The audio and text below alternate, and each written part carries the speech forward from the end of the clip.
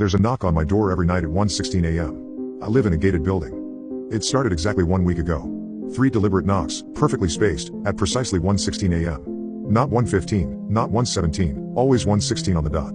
I live on the 8th floor of Riverside Towers, a luxury apartment building with keycard access, security cameras, and a doorman who works until midnight. After that, the building locks down completely. You need a keycard to get past the lobby, another to access the elevators, and a third to reach the residential floors. The first night, I assumed it was a neighbor with an emergency. Maybe Mrs. Chen from 8B had locked herself out again. But when I looked through the peephole, the hallway was empty. I opened the door anyway, checking both directions down the corridor. Nothing. No one. The emergency exit door at the end of the hall was still closed, its alarm intact. The elevator showed no recent activity, the floor indicator hadn't moved from the lobby level. Hello? I called softly, feeling foolish. Only silence echoed back. The second night, I was ready. I positioned myself by the door at 1:15, watching the peephole. At exactly 1:16, 3 knocks came, but I was looking through the peephole and saw no one. The knocks seemed to come from the door itself, as if someone invisible was standing directly in front of it. I yanked the door open immediately. The hallway was empty, just like before. On the third night, I called building security during the day to ask about late-night visitors. "Sir, our logs show no one entered the building after 11:30 p.m. last night," the security guard, Marcus, told me. "Are you sure you heard knocking?" "Positive. 3 knocks, 1:16 a.m. exactly." Marcus pulled up the security footage on his computer. "Let me check the 8th floor camera from last night." We watched the timestamp approach 1:16. The hallway remained empty. No one approached my door. But at exactly 1:16, Marcus and I both heard it through the phone, 3 distinct knocks echoing from the video. "What the hell?"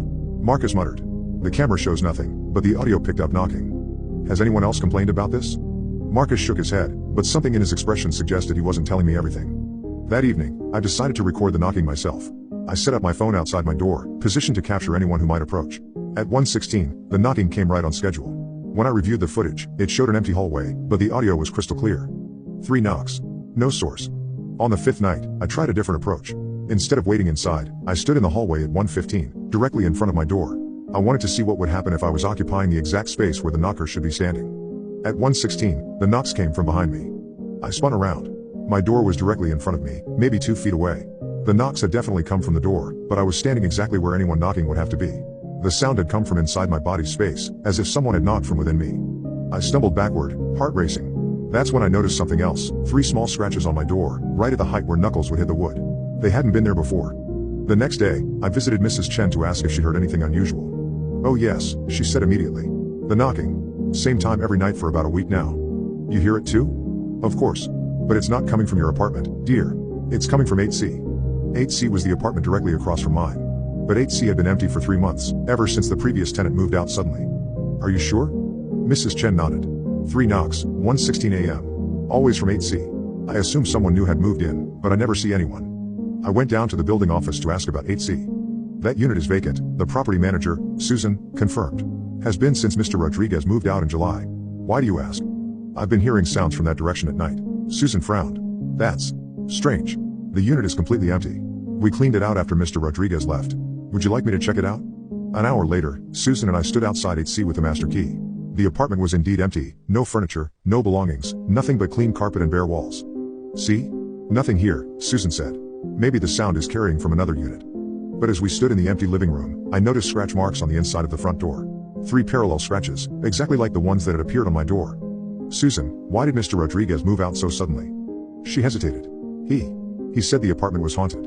Claimed someone was knocking on his door every night at the same time. We thought he was having some kind of breakdown." "What time did he say the knocking happened?" 1:16 a.m. That night, I positioned myself in the hallway between my door and 8C. I wanted to determine exactly where the sound was coming from. At 1:15, I stood perfectly still, waiting. At 1:16, the knocking began, but not from either door. It was coming from inside the walls. 3 knocks, moving slowly from 8C toward my apartment, as if someone was walking through the wall space between units. I pressed my ear against the wall and could hear something else, footsteps, muffled but distinct, pacing back and forth inside the wall.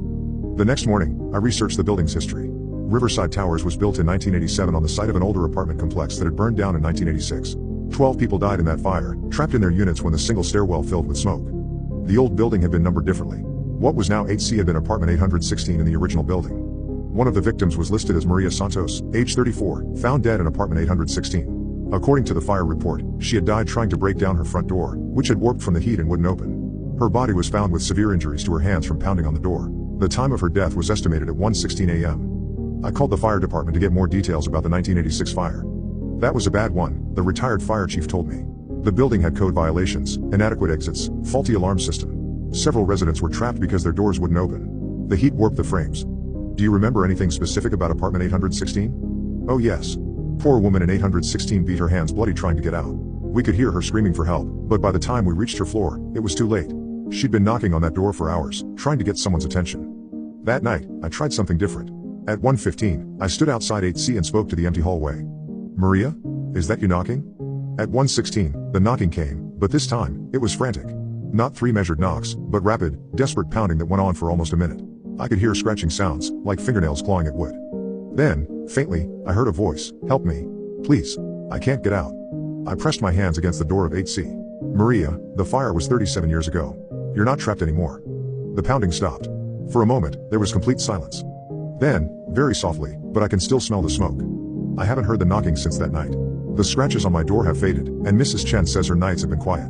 But sometimes, when I walk past 8C, I catch a whiff of something burning. And I wonder if Maria Santos finally found her way out, or if she's still in there, somewhere between the walls, looking for an exit that was never there.